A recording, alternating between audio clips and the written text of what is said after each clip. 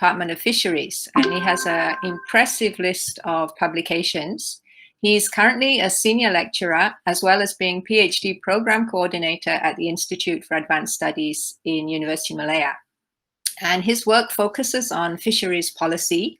He's been involved in development of the national seaweed policy with an aim towards sustainability of seaweed commercialization among Malaysian coastal communities and to positively impact the livelihoods of those communities.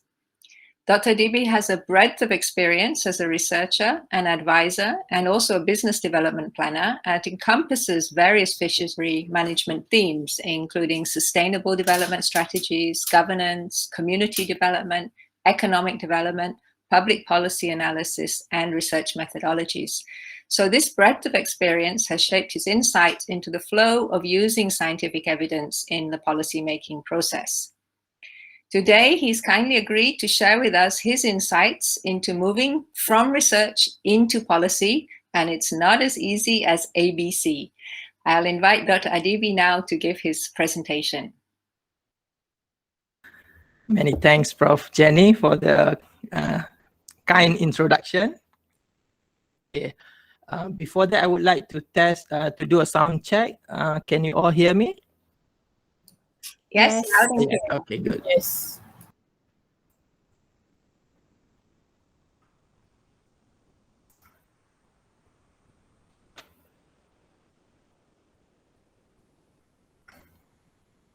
Right. Can you see the slide? Yes. Yeah, okay. Yes. Assalamualaikum warahmatullahi ta'ala wabarakatuh, and a very good morning to everyone. I'd like first of all to thank the organizer, Seba, of this event for inviting me here today. Let me introduce myself again. I'm Adibi Muhammad Noor from Institute for Advanced Study, and I joined as a senior lecturer in December 2018 after 15 years of working with the Department of Fisheries Malaysia. I'm here today to share my little knowledge and experience on this topic from research to policy, not as easy as ABC. Today's topic is of particular interest to those of you who want to make an impact from your research in order to influence the policy-making process using an evidence-based approach. Right, for my presentation today, I've divided into 4 main parts. First of all, I'd like to give you an overview of our or vision. Secondly, I'll focus on science communication. Thirdly, we'll consider policy brief. And lastly, I'll deal with way forward or what should be our action. This should only last for 20 minutes. I hope you will bear with me. Our new vision is simple and impactful, which is we aim to be a global university impacting the world. Some of our scientists are renowned globally, so they get recognition from top highly cited researchers list from Clarivate in 2020 and top 2% of the most cited scientists in various disciplines in 2019. However, there are other interesting facts we should take a look at. Out of all the researchers cited in the list, half of them, top 30 researchers, are from the Faculty of Engineering. Isn't it interesting? As we already know, is a well-rounded university spanning multidisciplinary research from natural and social sciences, which we could potentially offer to the world. However, if we follow basic family values, it all starts from home or our local ground. So in the context of research, we need to produce impactful research for our nation first and foremost. So where do we start? Based on my observation, as researchers, we can use a multidisciplinary approach to solve the problem and not just limit our minds to our niche areas or discipline. We can start at the local level by contributing our evidence-based research to policy-making decisions. And how to do it? By working with stakeholders such as government, industry, and community. The Malaysian Education Blueprint 2015 to 2025 for higher education has highlighted the need to collaborate between universities and the industry. has the expertise in many areas and should leverage their research towards the industry. The end goal for researchers should include the community as their stakeholder so that they can understand the needs of the community. At the moment, the voices have not been heard. I give you an example.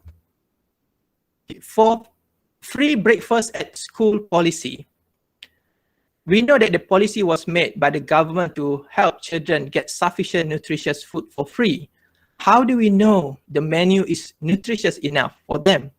This is where the researchers can play their roles to provide a recommendation to the government on locally sourced and cost-effective nutritious food.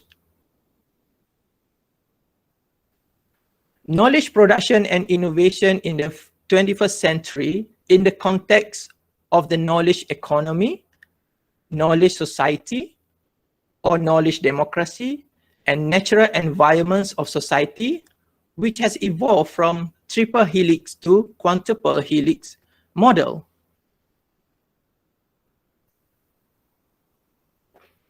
The quintuple helix framework can be described in terms of the models of knowledge by 5 subsystems or helices that it incorporates knowledge and know-how and created and transformed and circulate as inputs and outputs in a way that affects the natural environment. Quintuple helix is a win-win situation between ecology, knowledge, and innovation, creating synergies between economy, community, and democracy. The key elements are active human agents using multidisciplinary approach and circulation of knowledge, which will contribute to innovation and know-how in the community for the economy and environment. So the quintuple helix can be proposed as a framework for transdisciplinary and interdisciplinary analysis of sustainable development and social ecology. So I use this quintuple helix for my sustainable aquaculture project between local aquaculture company and community. So we involve everyone in this project and we include them during our engagement session. According to United Nations, by 2030, the world population will reach up to 8.5 billion, and we must not neglect the impact of our activities on the environment, community, and economic sustainability. Hence, there is a need for good governance of policy here. I believe most of our researchers has included the sustainable development goals in their research grants, application, or publication. And if not, then you should consider including it because Malaysia, together with other 192 world leaders, adopted SDGs way back in September 2015. The Economic Planning Unit, or EPU, is the focal point for sustainable development and acts as a coordinating agency on the initiative related to sustainable development, including the SDGs.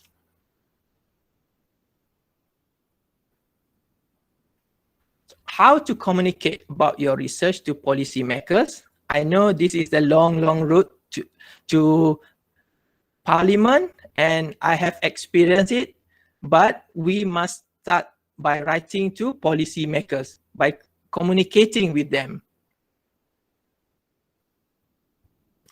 So this is the law-making process in Malaysia, whereby the law or Rang Undang-Undang RUU is brought as a policy via a cabinet paper to the cabinet for approval.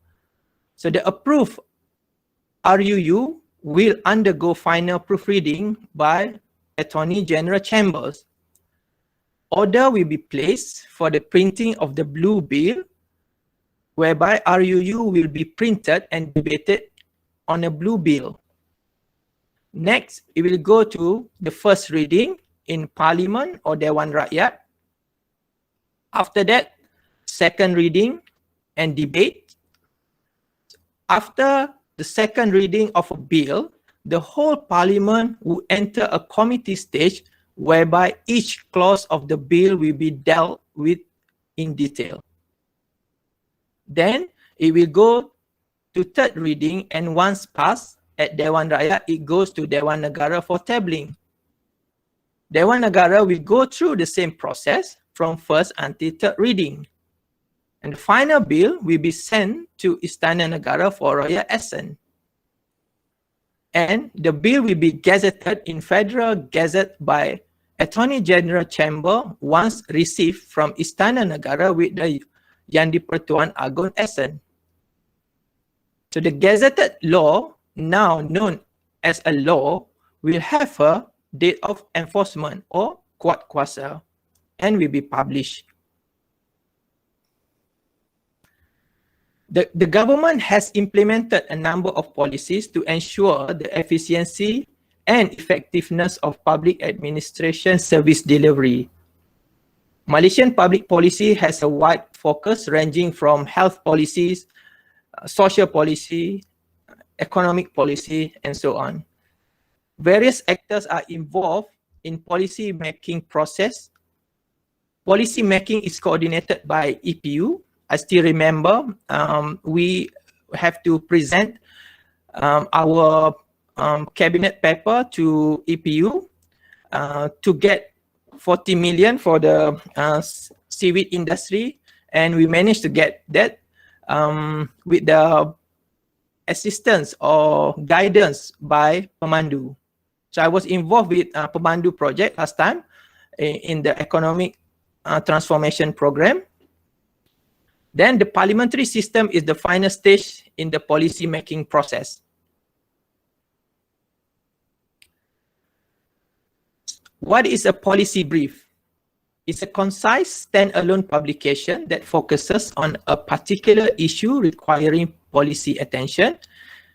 Policy brief presents a problem, solution, and gives clear policy recommendations or implications.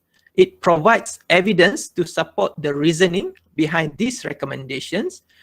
It promotes some kind of change in law, health policies, or regulations, agency funding priorities, organizational practices, or program implementation, and is written in a professional style that is easy to understand without specialized knowledge. Who are policy briefs for? Well, it depends on the aim of the specific brief. So finding the right target is crucial to ensuring it will be read. So we have to identify the stakeholders. So at the national level, so individuals who make or change government legislation, which is policymakers. For example, members of parliament, local politicians, heads of state, civil servants. So at the regional and international levels, we have regional parliamentary representative or delegates, for example, Asian, individuals or groups from WHO, UNICEF, and so on. And after that, at intermediaries level, we have individuals or groups who influence policymakers. For example, lobbyists, advisors to government, think tanks, media, NGOs, and INGOs. So why we need to use a policy brief? Okay, because the policy brief is the preferred form of communication by those making policy decisions. Based on Jones and Walsh 2008, 79% of policy actors from both developing and developed countries rated policy brief as a key tool. So as a researcher, we can use a policy brief as our business card. Okay, how to start and plan a policy brief? We should start with aim. So what is the aim of the brief? And we have to identify the audience. So who is the audience? And as a researchers, you will come up with a problem. You have to identify the problem. What is the problem or issue in focus, and why is it important? And based on your research, you will get the findings. What did the research find? And how should the findings be framed? So from your findings, you will provide solution or recommendations. What recommendation will you make? Because policymakers, they are busy. They don't have time to read long reports. They are busy with meetings, with official events, and so on. And most policymakers, they are not subject matter experts. And they may not understand jargon and complicated explanations. That's why during my time in the government agency, I like to get involved with the researchers and scientists because I learn a lot from them. Policymakers have conflicting sources of information. They want information presented clearly and concisely without long-winded explanations. They are more likely to read something that looks attractive, appears interesting, and is short and easy to read. Policymakers and researchers are the same, but they are different. For example, policymakers often use non-scientific terminology. And for them, anything that seems reasonable. And it must be policy relevant, timely, and clear message. On the other side, researchers always think about scientific terminology and must be proven empirically and theoretically driven. And for researchers, as long as it takes. And it must be based on caveats and qualifications. So you should plan your policy brief with clear message and purpose. You must summarize the research and present cohesive arguments for a particular course of actions. And it must be presented information in a short, easily digestible form using language that a non-specialist can understand. And please make it visually engaging using photos, graph, charts. And I think nowadays video can make an impact. You should consider what is the most important to the target audience from your main findings of the research. So a good policy brief should have a clear purpose expressed early in the text. It's a cohesive argument supported by quality evidence from your research. It must be relevant, connection to policymaker and context, feasible recommendations, clear language and writing style, easily understood by non-specialists, and visually engaging by using of charts, graph, photos, and videos. So, what is the way forward for you guys or for others as a researcher out there? So your action, you need to plan, write, and communicate an effective policy brief. So by planning and understanding your audience, you have to get in touch with them first in order to understand, and then you can plan your policy brief. Then you have to write a policy brief based on your research and finding, and most importantly, how to get your policy brief out there, because we know that a lot of international organization, for example, UNICEF, they produce a lot of policy brief. But my experience with them, they said the government agency would listen to them, to their recommendation. So as a researchers, you need to develop your communication skill with the policymakers so that you can influence your research in the policy making process. thank you very much for listening to my talk. If you have any questions and like to ask, I'll be happy to answer them, or you can email me directly. Thank you very much again for the organizer for inviting me. Thank you. Thank you very much, Dr. DB, for that very clear and informative presentation. And I think for many of the audience, it's maybe something we don't think about all that much, but you can see it's extremely important if we want to have an impact on the make changes, not just for Malaysia, as he mentions, it's regional and it's really a global effort when we think about things like the environment and impact. So I'm opening the floor for questions, and I think somebody had a hand up, but I'm trying to see how do I see who has the hand up. I'm sorry, I apologize. I'm not very familiar with seeing everybody. I don't think I can see everybody. So maybe if you have a question, you could just turn on your mic and your camera too, please. Introduce yourself and ask your question. Do we have any questions?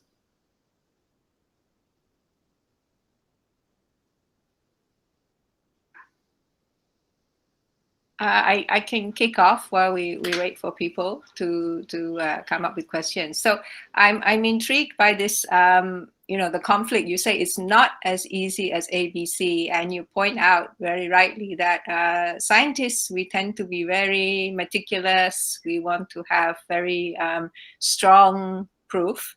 And often the issue is extremely complicated. So we find this quite challenging to present simply and in a few words. So do you have any recommendations, or is there a process we can go through to try to reduce our complex ideas to a clear message? First and foremost, you have to use layman term when you talk to the policymaker.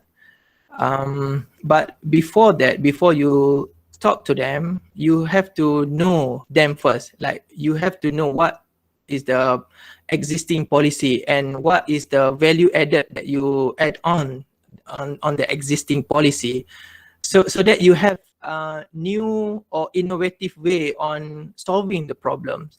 So if you just keep repeating the same policy, which the government think that we have done this, we have that, so they won't, they will not have any interest to listen to you. So my advice is that first you need to know your audience and your listener, and what you need to identify what they don't have yet. What can you offer them? Okay, so and then use a simple term and not too academic or scientific term. All right, because sometimes you make them feel less intelligent or less clever, and from there on they will not listen to you. So I think another thing is you have to build your rapport with them. You have to identify the person in charge, the officer in charge at the ministry or the department levels, and you communicate with them and you discuss with them or ask them what are you doing now, what is the policy, what is the new direction in the government, and then from there you know which gap that you can fill up. Yeah. Thank you. Do we have questions? I'm sorry, I can't see raised hands somehow because I don't have a screen. I have a question. Yeah, please go ahead.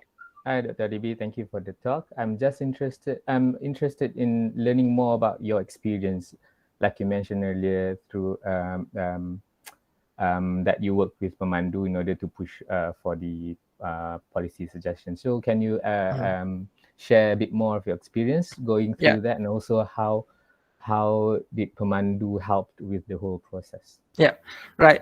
In the government agency, before this, we don't, before 2010, we don't really emphasize on KPI, key performance indicators.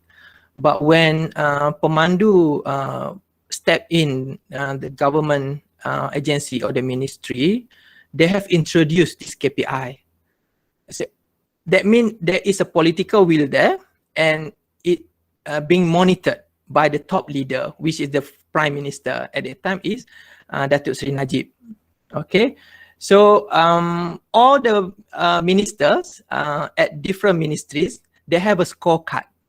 So they have a scorecard that they need to make sure it's not red. If it's red, the Prime Minister will ask them in the cabinet meeting.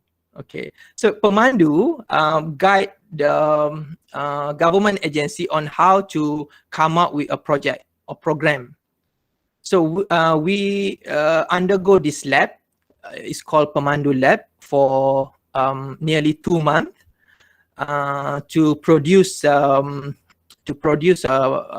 program or project and which address the problem of the nation or the society. Okay, for example, in my experience, we know that Malaysia is the third largest producer of seaweed in the world, but why we can't sell our seaweed to the global? Why only less than 2% we export to other countries? And why the farmers still live in poverty? So we have developed from upstream to downstream activities or value chains that can help boost this industry. And of course, in order for us to boost the industry, we need funding, we need investment from the government. And Pemandu is the one that facilitated us on how to come up with the justification, how we have to get the data first, we have to engage with the stakeholders first, and then with this information, we produce a policy brief. So the policy brief will be presented to EPU, because EPU is the one who control the money. For example, we propose 40 million to get the funding for this industry, and we have to present it to EPU. So when EPU question, it's like a viva for the students, but maybe sometimes it's not in a friendly way, but we get help with Pemandu to assist us during the presentation, and so that's how we get the funding from the government. So with the funding, we can move on with the program, and that's how we can propose to a new policy. Yeah. So I think at that time we also have research and development funding. I think we allocated around 10 million to universities and research institutions, and University Malaya is one of the beneficiaries of the funding at that time. Thank you. I think we have a raised hand from Dr. Zatil. Please go ahead with your question. Hi, IDB, how are you? Thanks for the presentation. I'm actually meeting, so I kind of like hear some of the presentations. I have a question actually about policy brief, and in fact, actually, I'm asking a question from a researcher perspective. So we as a researcher, we are encouraged to produce some kind of policy documents in any forms to be presented to government agencies. But I guess it would be useful for us to know what sort of policy documents you are talking about. Is it policy brief is just presented from government officials, presented to EPU, or can also researchers present a policy brief to government agencies? Appreciate your thoughts. Thank you. Right. In order for you to move forward the concept paper to cabinet paper, it must be from the department or the ministry. So the department level, usually they will produce a concept paper, and then in this concept paper, you can use the opportunity to introduce the policy brief, because the concept paper must be based on data, must be based on evidence, and it must include stakeholders engagement. So when you through your policy brief, I'm sure it will include all this. Okay, so you can work together with the department and influence them to accept your policy brief so that they can include in their concept paper. So because concept paper is a standard format in the government agency. So the concept paper will be forwarded to the ministry, and then the ministry, when the ministry agree, then it will be forwarded to the cabinet. So you can, I think you have to build your relationship with the department or ministry first. You have to work as a team with them. You have to persuade them to listen to you and to include you in the team. So, okay, I think we have just time for one more question. I saw a raised hand from Suryanti. Please go ahead. Thank you, Jennifer. And good day, Dr. Adibi. I listened to your policy brief and then concept paper, and then you also talk about working with programs. Yeah. So if in terms of timeline, I'm interested in knowing, when do you actually come in and work with the department that you think will pick up your policy brief? And second question is, when you mentioned that you do a program, you get a funding and you execute the program, but you need the data to actually come up with a policy brief. So was that program for the policy brief or for the concept paper? I'm a bit confused on that, but one of the important things that I would like you to let us know is on the timeline. When should we approach a department where we want to, for them to actually consider our policy brief? Thank you. Okay, thank you very much for the good questions. Question number one, when is the timeline? Every 5 years, we have our national policy, right? RMK, Rancangan Malaysia ke 11, now is 12. So in National Malaysia Plan, the 12 Malaysia Plan, we have a short-term, medium-term, and long-term goals. By understanding which is the short-term, which is the medium-term, which is the long-term, then you can go for the, you will know where is the priority amongst the government official or agencies, because they will work with this Malaysian National Plan. The 12 at the moment is 12 national plan. So if you can identify the main, the short-term project or program that the government want to implement, and that project is quite similar to your research, you can immediately propose to them, right? And so the timeline is, for me, I think you my recommendation is you can follow the Malaysian National Plan every 5 years. Okay. So for question number 2, when should you approach, right? Is that correct, Prof. Jenny? Yes. Yes. So I think you should approach the policymaker continuously. You should you should put yourself in their shoes. Like you should also foresight, or you should think ahead of them actually, because you know you are the expert in that area, right? For example, in this case, my case is a fisheries policy. So I know that in the fisheries policy, we don't want to focus on the captured fisheries anymore. We know that the fish supply from wild catch is not sustainable. Hence, we have to develop the aquaculture industry. So my research, I think what I want to forward to the Department of Fisheries is on how to develop the aquaculture industry. And perhaps with my policy brief, I can help the government give a recommendation or solution on how to increase the fish production from aquaculture. So the detail of the project can be precision aquaculture, genetic studies, you know.